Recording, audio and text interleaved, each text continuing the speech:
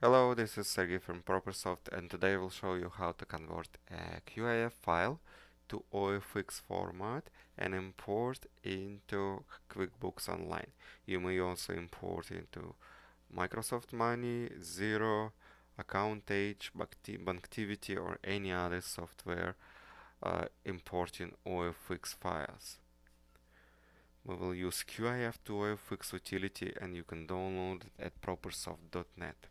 Once downloaded and installed, start QIF2OFX and select a QIF file. Make sure that you convert in correct QIF file, dates are correct, amounts are correct, withdrawals and deposits are in correct columns. Before converting to OFX file, make sure to select OFX Target. If you have your accounting software listed here, you can select it, or if it's not listed, you can just leave default settings, which is regular OFX file. Make sure to set account ID. Account ID is digits only number, and you can set it to any number, but make sure to use different number for different accounts. So, for example, you convert in two QIF files for the same account, use the same account ID. Then you go to you're going to convert several QIF files for another account.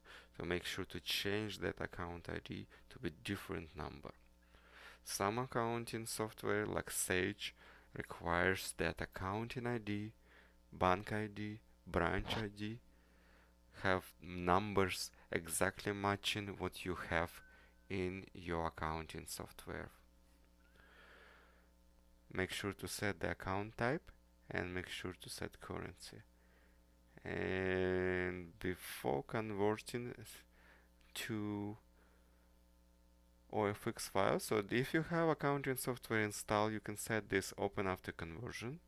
And since we're gonna be importing into QuickBooks Online, we don't have, this is online software, we don't need the OFX file to be opened by local software. To create an OFX file, click the convert button. Confirm the file name and the file location. Now the OFX file is created, we can switch to QuickBooks Online.